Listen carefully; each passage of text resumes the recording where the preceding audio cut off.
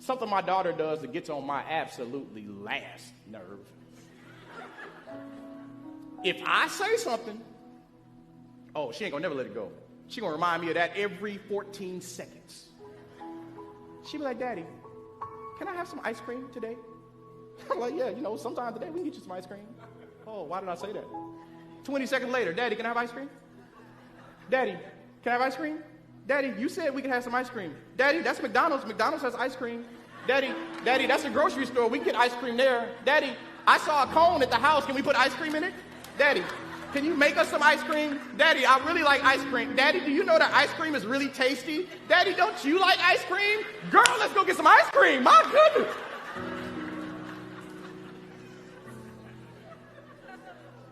I give her the ice cream to make her shut up. Sometimes we got to do our daddy like that. And we have to remind him, God, this is what you said. This was your promise. This is what you revealed. This was in your scripture. This is what you told us. This is what you showed me. This is what you said you would do if I did that. So God, I'm seeking the kingdom. I need you to carry your end of the bargain. I'm just here as your child reminding you of what you said. And I'm not going to stop talking about it until you reveal yourself in what you told me you were going to do.